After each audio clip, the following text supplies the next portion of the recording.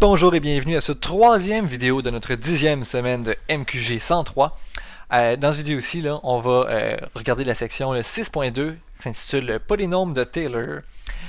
Peut-être que ça vous dit quelque chose, parce qu'en fait, on a déjà parlé un petit peu de ça, des polynômes de Taylor.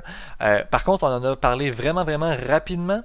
Donc, cette fois-ci, on va y revenir un peu plus en détail et peut-être que justement, ça va vous permettre de mieux saisir un peu c'est quoi l'idée de ça, puis qu'est-ce qu'on peut aller faire avec tout ça. Donc, bon, l'idée générale du polynôme de Taylor, sans entrer trop dans les détails, c'est qu'on peut transformer essentiellement n'importe quelle fonction qu'on va voir dans le cadre du cours sous la forme d'un polynôme infini, de degré infini en fait. Et donc, pourquoi est-ce que c'est intéressant, premièrement? Parce que ça peut avoir l'air un peu, peut-être loufoque, un peu bizarre. C'est intéressant parce que les polynômes, ils se comportent assez bien en général. C'est facile à dériver, c'est facile à calculer, c'est facile à additionner. C'est vraiment pratique d'un point de vue mathématique. Et en fait, c'est que ça va nous permettre d'approximer certaines choses qui seraient dures à faire si on avait à le faire à bras. Donc, avant de se lancer directement là-dedans, on va y aller avec la définition d'un concept qui est assez important. C'est ce qu'on appelle la factorielle. Donc, c'est important dans le cadre des polynômes de Taylor parce que ça va être utilisé à outrance. La factorielle, c'est une fonction, mais qui n'est pas notée vraiment de la même manière que d'habitude. Donc, on dit ici que c'est la factorielle est définie pour un entier positif n. Donc, choisissez votre entier positif préféré. Moi, par exemple, c'est 34.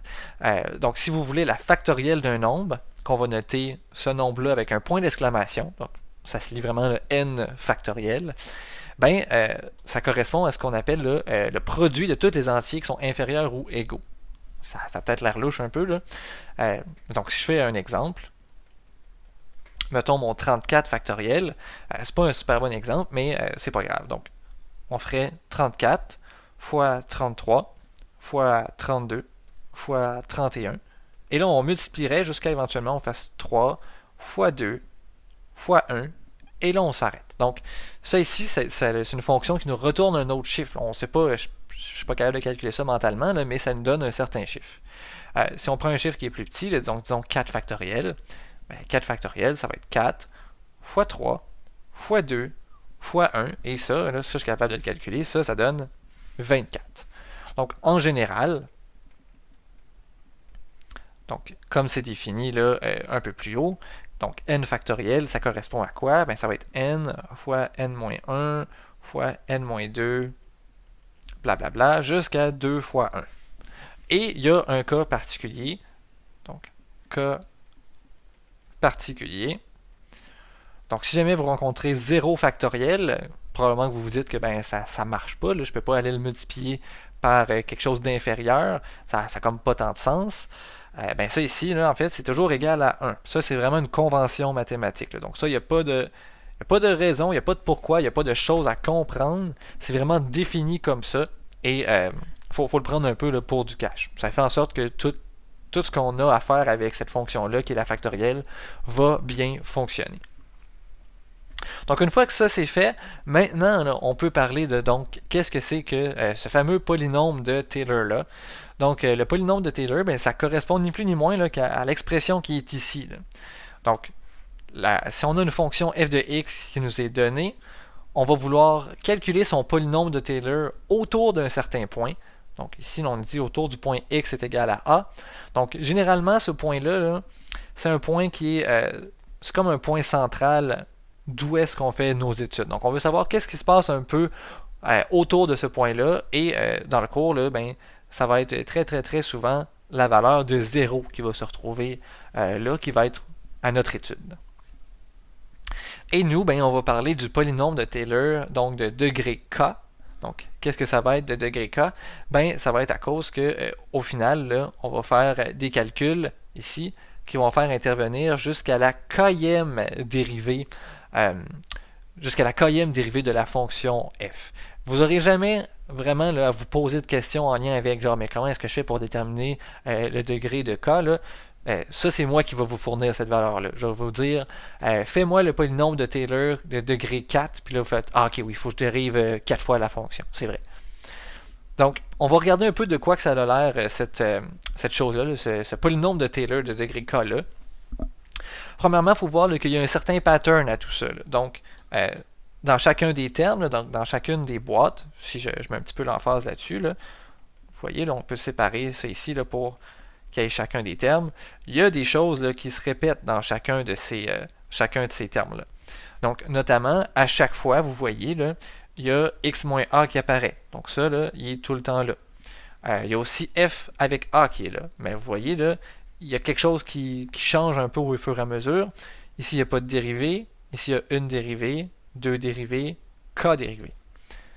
Même chose, s'il y a 0 exposant, exposant 1, exposant 2, exposant k.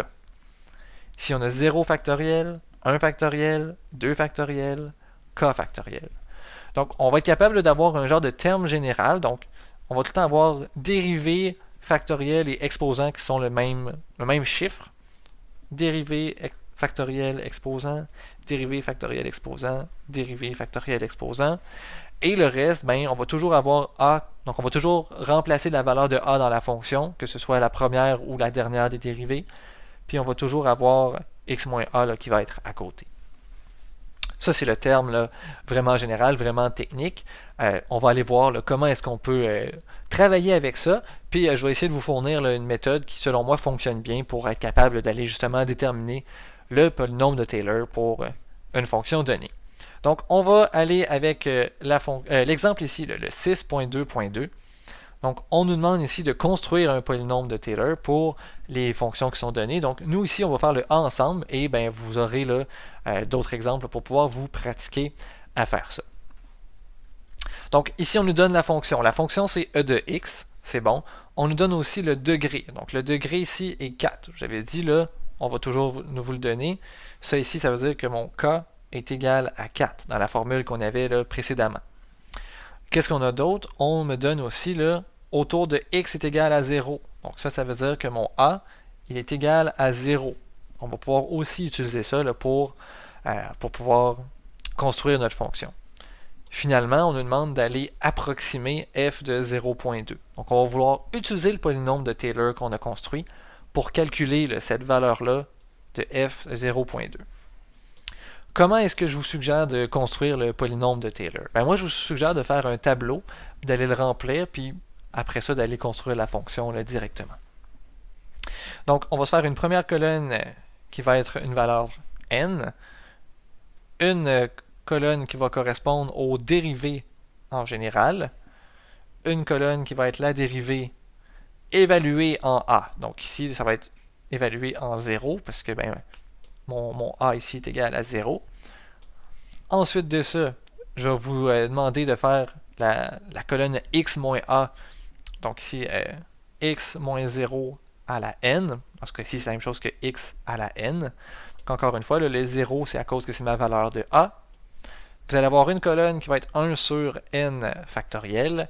Et vous allez avoir le terme final. Donc c'est cette colonne-là qu'on va éventuellement utiliser pour construire notre polynôme. Donc on construit ça comme ça ici. On va séparer nos colonnes. Comme ça. OK. Donc, nous, il faut se rendre jusqu'à k est égal à 4. Donc, qu'est-ce que ça veut dire? Ben, on part ici toujours à 0, puis on va se rendre jusqu'à 4. Donc, 1, 2, 3, 4. Donc, 4 là, qui est vraiment mon point d'arrêt à cause qu'ici, on a degré 4. On a k est égal à 4. Première ligne ici, donc on va avoir la fonction de x. Donc, la fonction ici, c'est e de x. Et après, en descendant à chaque fois des lignes, on va toujours aller dériver la fonction qui est au-dessus. Donc, si je vais mettre f' de x, donc c'est la dérivée de e à la x, mais la dérivée de e à la x, c'est e à la x. Donc, c'est la même chose. Donc, dans ce cas-ci, f' de x, c'est la dérivée de quoi? Ben, c'est la dérivée de ça ici. Donc, la dérivée de e à la x, ça va être encore e à la x. Et même chose là, pour tout cela d'après. Donc, la dérivée troisième, ça va être aussi e à la x. Et la dérivée quatrième, ça va être également e à la x. Donc, c'est une fonction qui est un peu particulière, qui est facile à dériver. C'est un cas là, qui est particulier. Ce ne sera pas nécessairement toujours comme ça. Ensuite de ça, ici, on a fn de 0. Qu'est-ce que ça veut dire? Je veux que vous preniez la fonction qui est ici, puis vous remplacez le x par 0. Donc ici, on va avoir f de 0, c'est égal à quoi? E à la 0, puis E à la 0, ben, ça donne 1, tout simplement.